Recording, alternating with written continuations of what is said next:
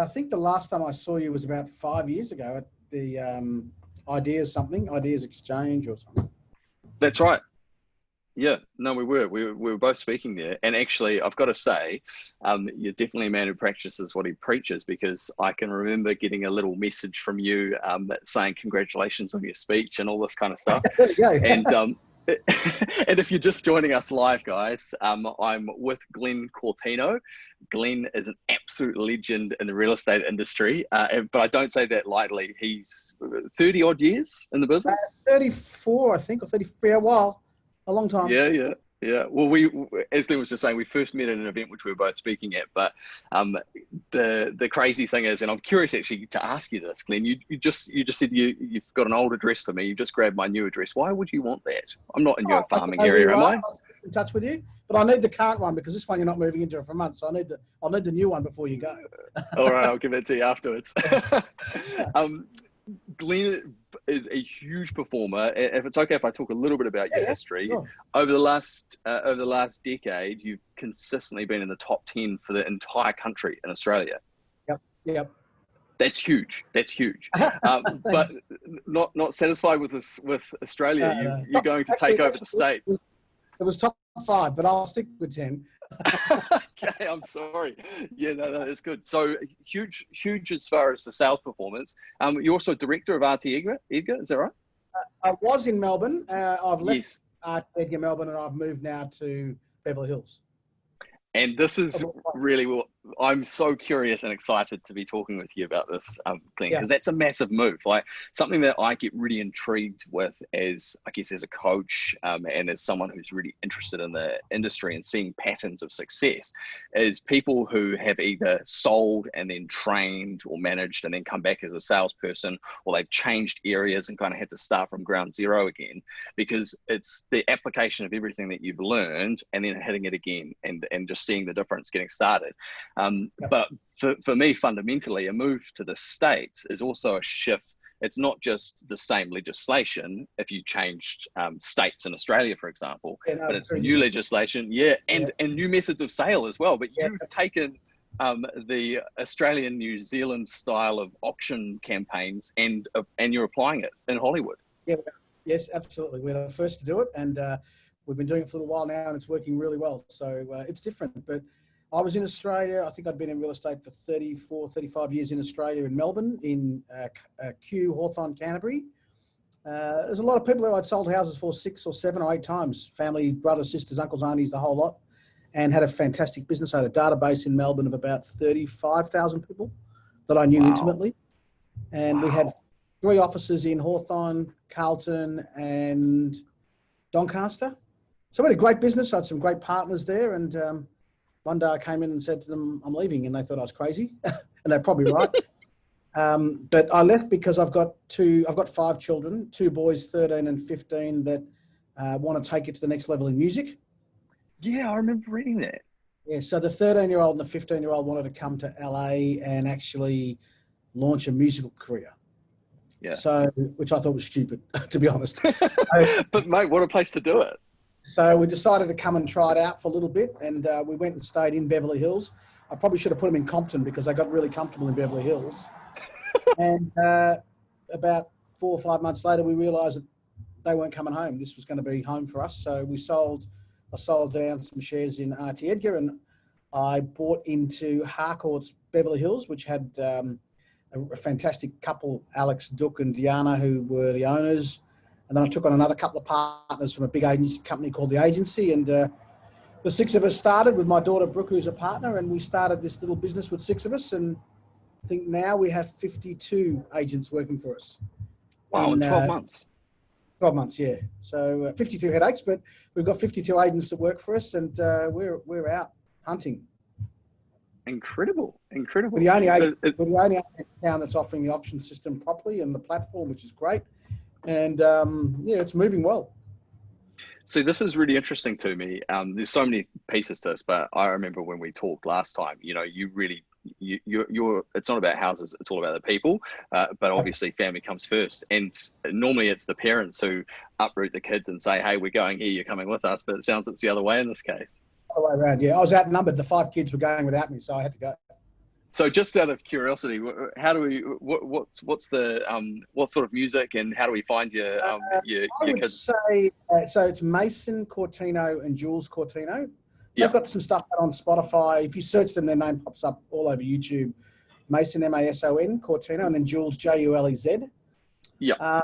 But they're in talks with record labels, and they've got singles coming out and TV stuff, and they're in the right place, and they're going to do okay. He's 13, is going to make more money than I did at 13, so they've done pretty well for themselves. So yeah, they've written an album already. They've recorded a whole album, and they're a minute off launching it, so they're on their way to big things. Which is, you need to be in Beverly to do it. There's no, it's a great spot. Amazing. I'll have to check them out. I'm doing real estate at the same time, and I like real estate here because the prices start at 3 million and they go to 150 million. So there's some trophy houses. I haven't got one yet, but there's some. We've got a couple of. I just listed one for 9 million, and another one for 8, and we've got one coming up for 10, which are hard to get in Melbourne. Like you're the king of Melbourne. They're everywhere here. It's a totally different ballpark in terms of the dollars. We've got a block of land up the hills that one of my staff is handling, which is 54 million. So, there's some game-changing opportunities here, and I just have to learn. I don't even know north, south, east, and west yet, but I'm learning fast. That's good. And you're essentially adding a 0 in front of the decimal compared to Melbourne, which is massive. Yeah. But at the same token, it seems to me, and I haven't traveled hugely yet with real estate, but I'm very curious to get a better grasp on it around the globe. And from my impression of Melbourne real estate is actually it's very sophisticated. Like compare Sydney, Auckland, and Melbourne. It's kind of like Auckland's probably somewhere in between Melbourne and Sydney in terms of the sophistication. But that when I say sophistication, I'm talking like the quality of the marketing, the method of sale. Melbourne agents in the Melbourne market is ahead of where it is in Beverly Hills as far as marketing and expertise. It's more of a absolute profession in Melbourne. Here it is, but there's a lot of part-timers here too. So I think I'm the only one that walks around in a suit and tie. There's not many. I haven't seen another agent yet in a suit and tie. So I figure if I don't know what I'm doing, I just look like I do. So good call. It's good. It's a good place to start. But you do know what you know. You do know what you're doing. I still don't have the name of the paperwork. All the paperwork in Melbourne to sign up at an auction's a minute. Here it's a lot of paperwork. So, but I'm learning. Yeah. Can you tell us more about what you see as being the first steps? I guess there's this complex piece that you're adding in, which is the technical expertise. But aside from that, if we put some of the really nitty gritty technical stuff to the side, because I know that's going to be a huge importance to get your head around. But with that piece moving more into just the strategic side of things and the business development side, and I guess implementing what you know about building that database and that sales business, what are you focusing on, and how are you getting your listings now?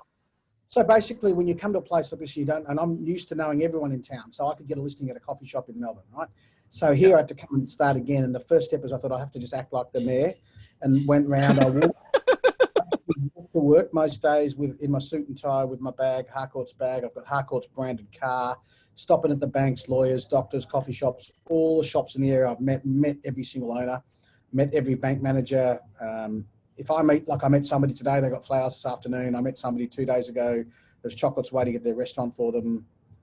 Every restaurant I go into in Beverly Hills, which is a lot, as you can see by the size of my body, I always write back a thank you letter to the waiter, the manager, the owner of the business.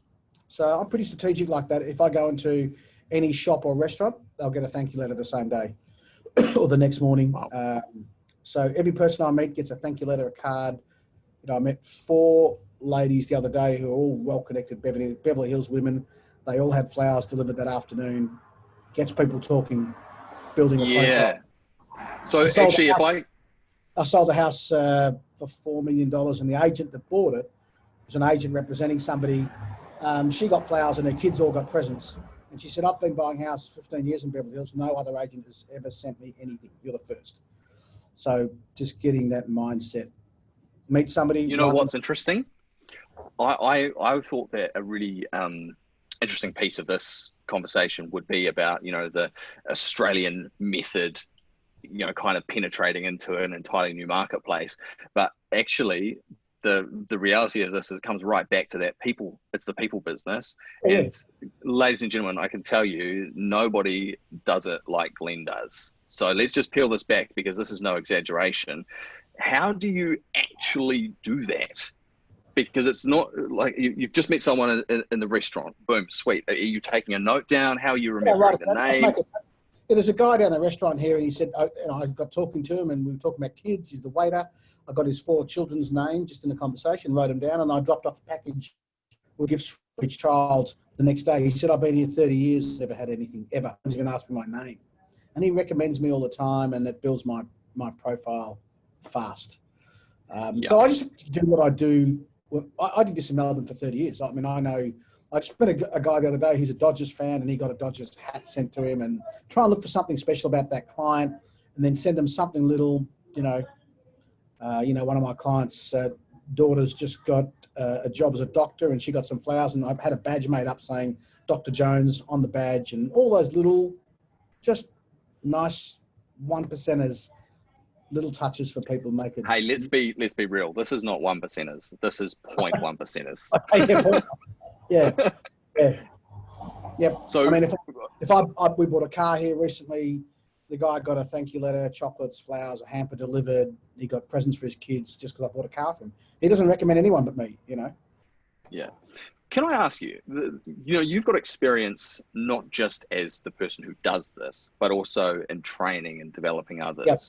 Have you ever had success with someone that you kind of look at and you see that they've not only adopted what you've done, but maybe even got another level? No one's got another level, no. I know I'm being cheeky here, but seriously though. But there are people like I got some agents back in Melbourne at RT Edgar, Brett and Anne, and a few of my other agents that just copy it and do a really good job with it. Some of the agents here have joined me, started with me, and now they do it fanatically. And I've got an agent that went from $100,000 in income a year to $400,000 in 12 months working with me. So she's really built her profile by spoiling people. And I met a lady the other day, and she's having a baby. I asked her what the name of the baby is. She said Hudson. 3 days later, she had a blanket delivered with Hudson's name on it, a big cushion with Hudson's name on it, and a badge saying Hudson's coming, and all that little stuff. It might have cost me $40, but do you know how many people she told? Everyone, every single person. Yeah. So it doesn't take long to get connected. You have to invest I don't spend money on letterbox drops and advertising in paper. I don't spend my money on anything but people, but the person. Yes. That's the boys. So that's that's them. There they are. There they are, the 2 rock stars. Amazing. And I just actually published a book here in America. I just finished. If you saw that, you see that? Yes, the people love it. Very cool. That's been published here in London and Australia, and it's about, I think it's 200 pages on spoiling people in real estate and building. Incredible. So for everyone watching, where do we get the copy? Where's the best place for you? It's on Amazon Books. You can download it on Amazon. It's about $5 to download it, or you can buy the hard copy for $70 or $80. But I think it'll make a difference in your life, because it's on fatherhood, real estate, being a good parent, being a good father, husband, and being a hunter in real estate and spoiling everyone on the journey. That's what it's about. Yeah, you said before, building your profile by spoiling people. Yeah. And if we could kind of sum up your MO, would that be it? Yeah, that's it. I mean, that one amazing lasting impression every day, all day. I mean, the other day we had 4 people come to our house, and by the time they get home, there are ice cream cakes delivered to all their houses. So big cakes with ice cream was delivered to all their houses. All their kids got something. And I do it the same day if I can. Fantastic first impression that you get remembered forever then. And totally. Spend $20 and you'll never forget me for the rest of your life. And that's the mindset. What a concept. I spend $20 and you'll never forget me for the rest of your life. Yeah, I forgot I'm in real estate. That's irrelevant, right? How is it? Yeah, exactly. So can I ask, you're going to go and buy the local florist shop? I vaguely remember you saying that. Yeah. We've been sending out a lot of flowers lately, but yes, eventually. There was something that stuck with me from your presentation. I can't remember whether you actually bought the florist shop. I did. I bought a florist in a cafe, so people would walk in there, buy flowers, and all my competitors used to use the florist too. So I used to find out where their listings were. So it was actually a good very cunning. Right. Very cunning.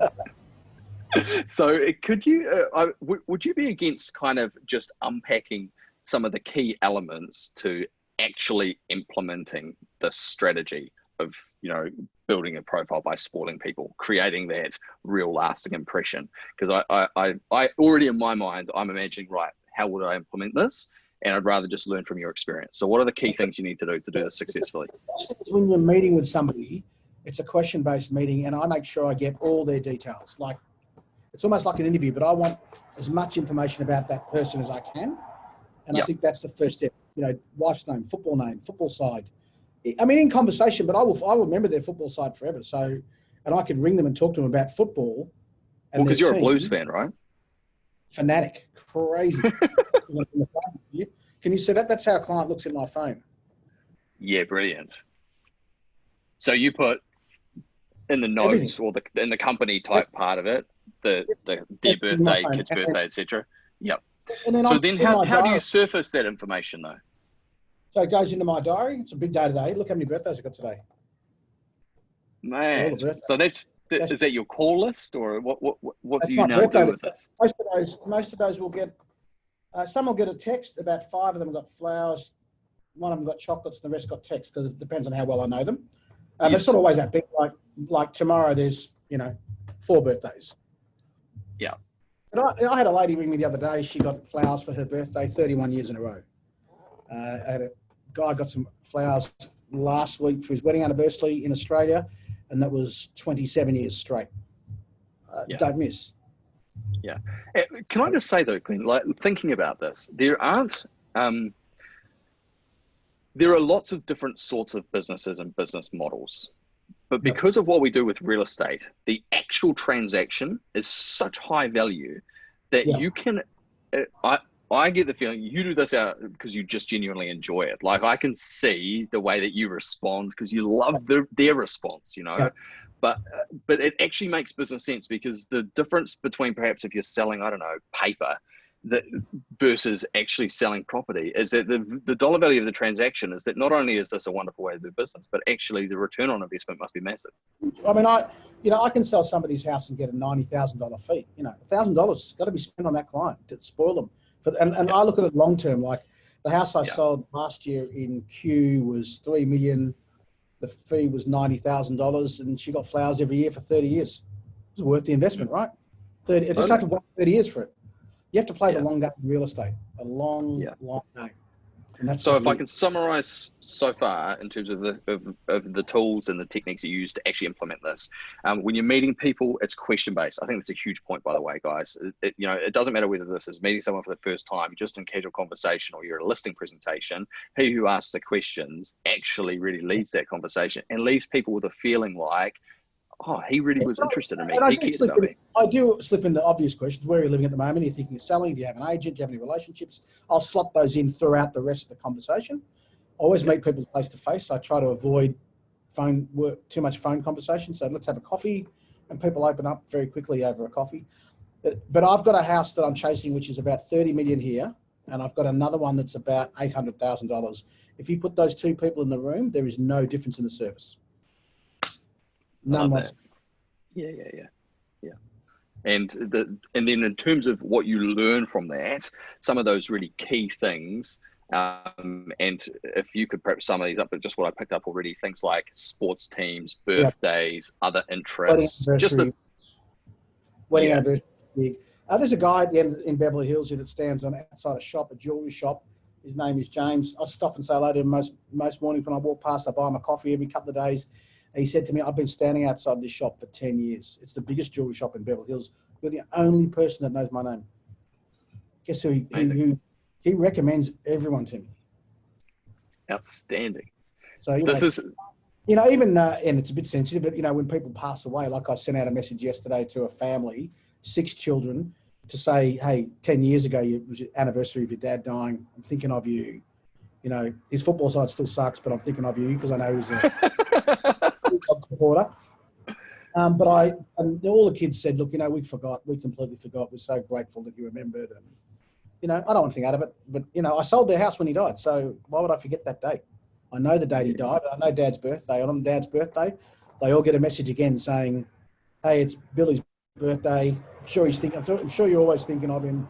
His football side still sucks. Thinking of you all. Love Glenn. You know, just it takes energy and effort to do that. You know what I mean?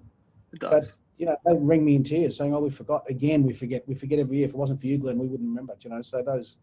And I bought each one of the girls, 6 girls. I made a cup, like a mug, drinking mug, with Dad's photo on the front, and I gave it to each kid.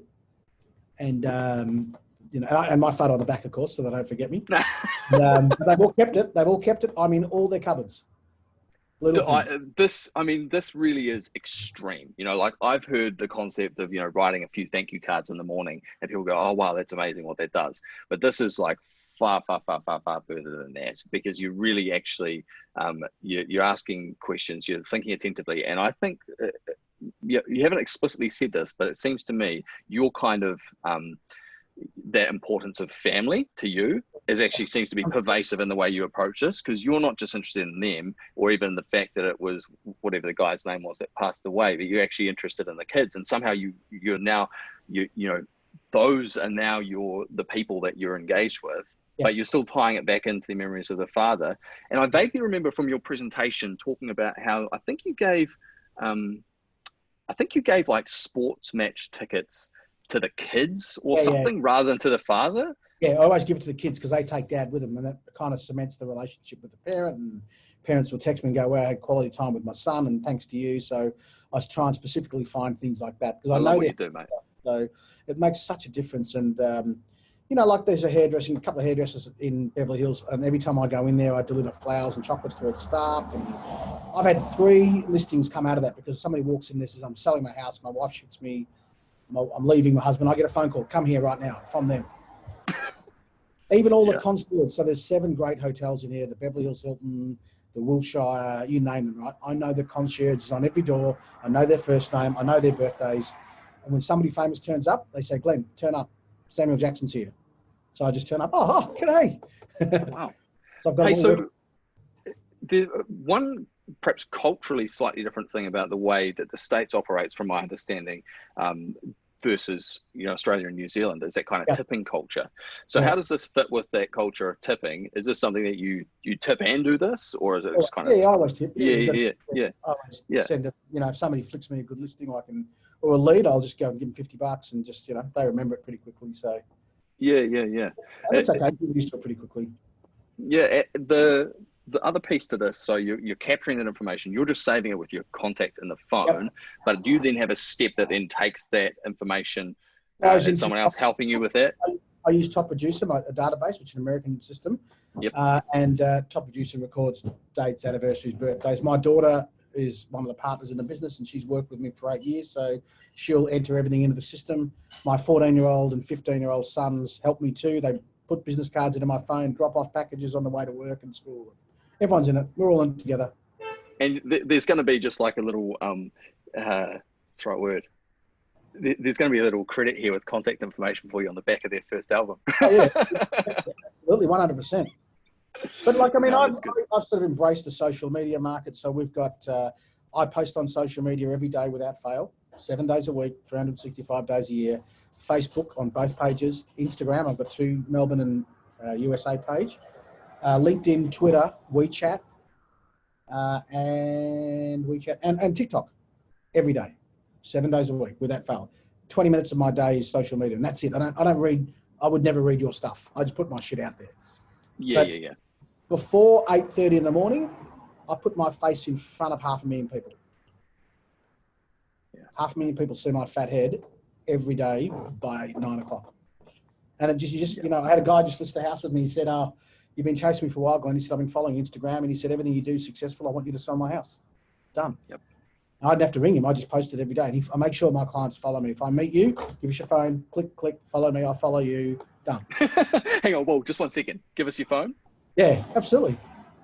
Yeah, let me give you my Instagram page, and I'll just put my details in. I'll get them to follow me, and then I'll follow them, and we'll connect, and then I'll send them a message, and we're done. And then they see me popping up every day. Yeah. So have you ever copped any criticism for the way that you kind of do this? Once in Melbourne, a guy said to me he didn't like the fact that I dropped his presents off to his kids. So delete, next, 1 out of 30. Yeah. And his wife left him anyway, of course. You know, that was always going to happen. No, you're going to meet the odd person that thinks they don't like it. And I just move on. I don't even yell and scream at me. No problems. See ya. Yep. I mean, I don't get angry. I mean, I've actually never, ever used the horn in my car. I've never yelled at anyone in my life, ever. Somebody crashed into my car. I get out, give them a hug, give them a business card. Next. Get out, give them a hug and give them a business card. Yeah, no, good stuff. Honestly, I got to say, you're an inspiration. I want to be more like you. And I say that like just genuinely, I want to be a better person and a little calmer, a little nicer, care a little bit more about people. And actually, I think a lot of kind of charisma type salespeople often miss the real crucial piece of the follow-up.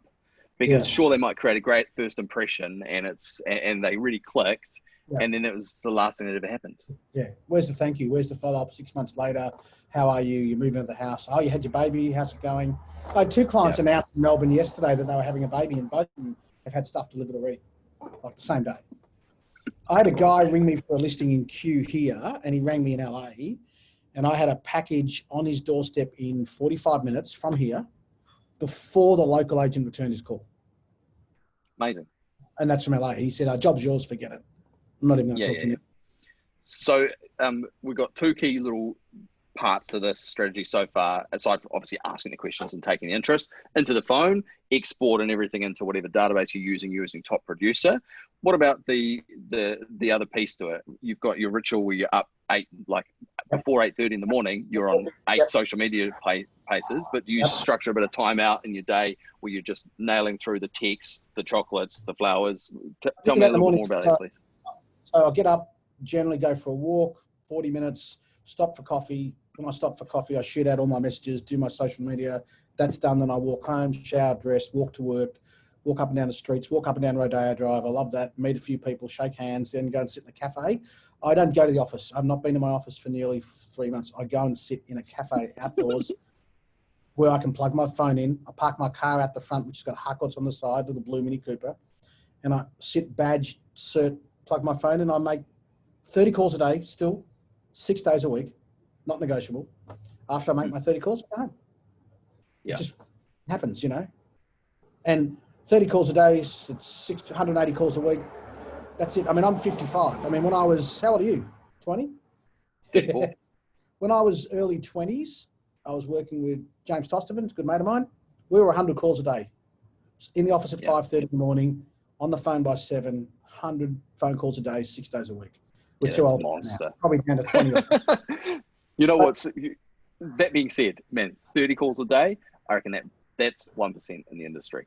Yeah, absolutely. And if I don't do 30 today, it's 60 tomorrow.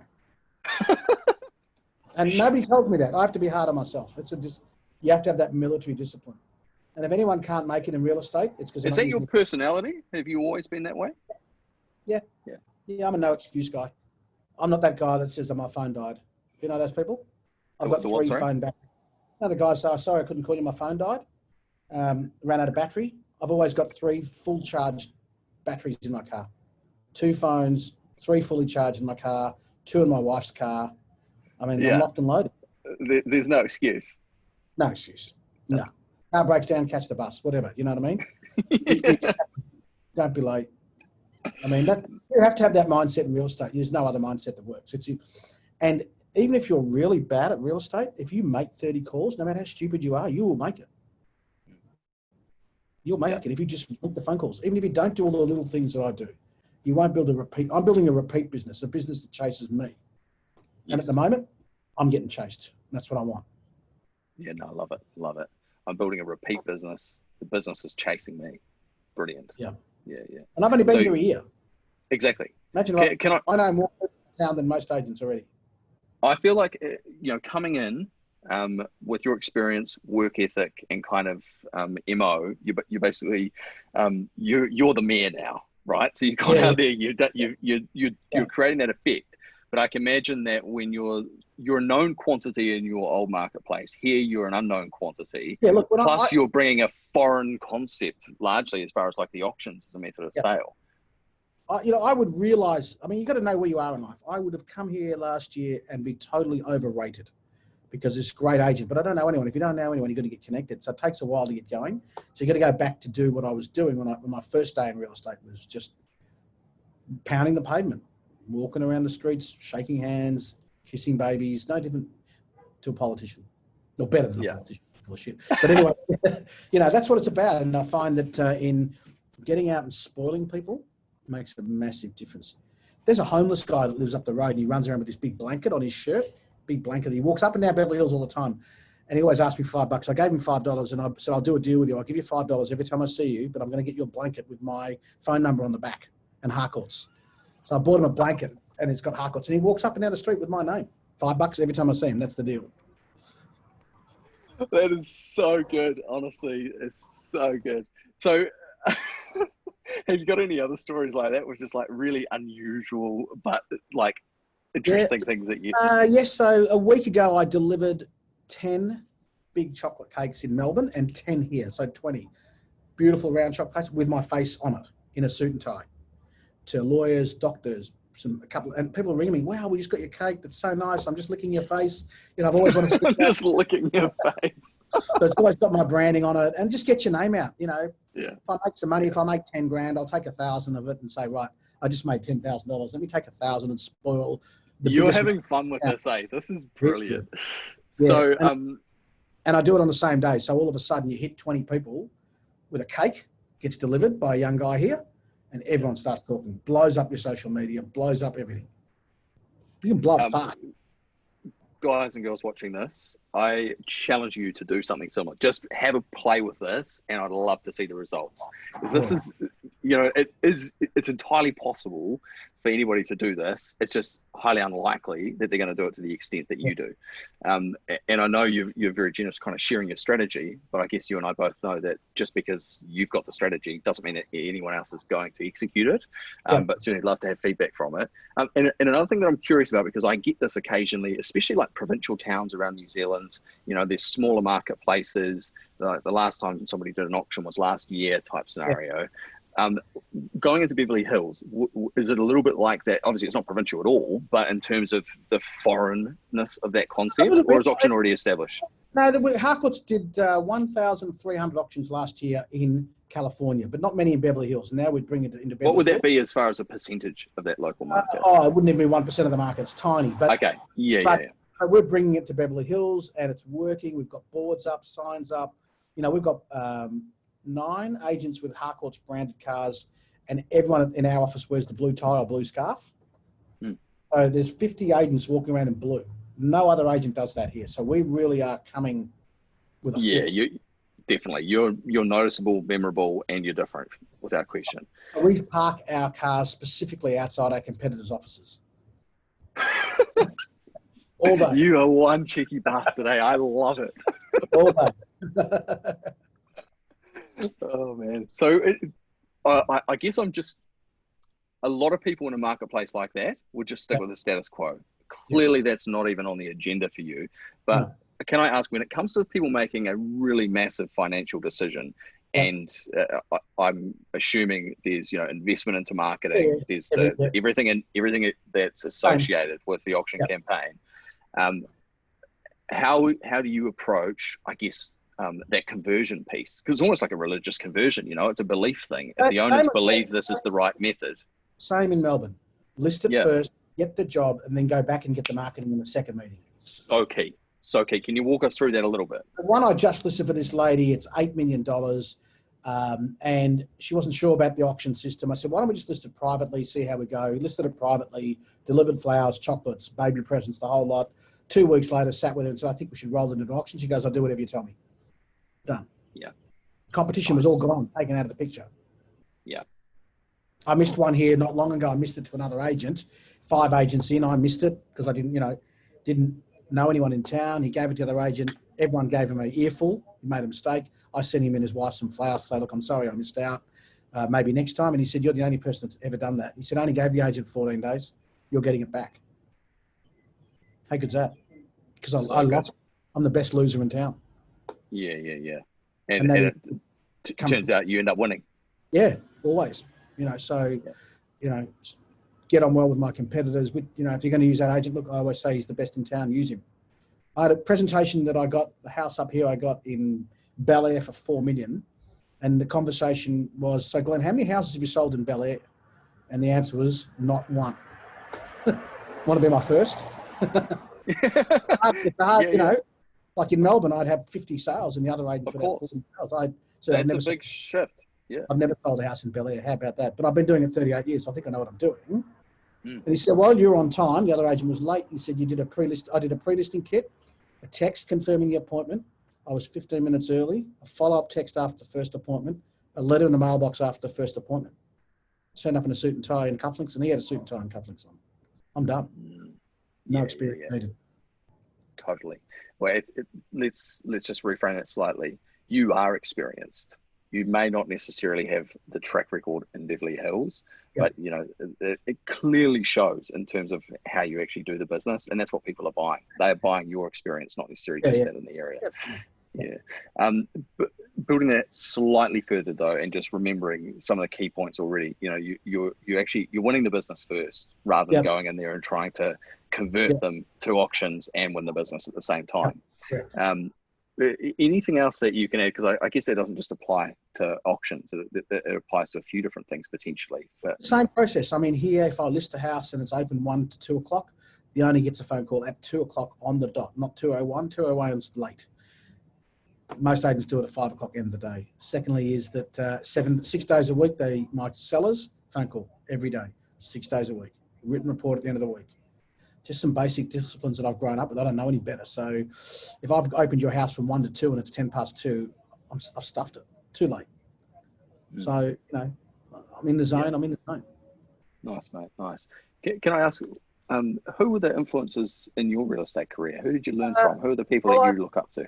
Well, probably James Tosterman's a mate of mine, and I look up to him because he's a long-term performer like I am, and I spent some time with him. And Matt Steinwert is a good agent that I spent a bit of time with. I mean, I sourced out good agents and went and sat with them and said, how do I do this?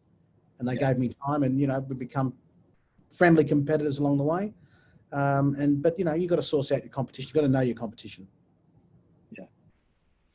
And we really appreciate you sharing what you've learned with us. Thank you so much, mate. Yeah, thanks. Any, obviously your book's going on the reading list. What else? Yep. What are you reading at the moment? I'm reading my own book. I don't need to learn anything else. I don't need any training. I know what to do. Yeah, 100%. I know my game. Yeah. I just need to keep falling. I mean, we had a record label at our house today and meetings with some record people, and they've all had chocolates and flowers sent today because they all have houses to sell. You know, that's the other thing. They've all got, you know, $40 million plus houses. I want one of those. Yeah, absolutely, mate. So, you know, there's business everywhere you go. Yeah. Mate, thank you so much. Really appreciate your time. I wish you every success, which I know is happening already and is absolutely coming. I'm looking forward to seeing the 130 million listing. Good time. Yeah. No. That's a whole nother level, eh? Outstanding stuff, mate. Thank you very much. No worries, mate. My pleasure.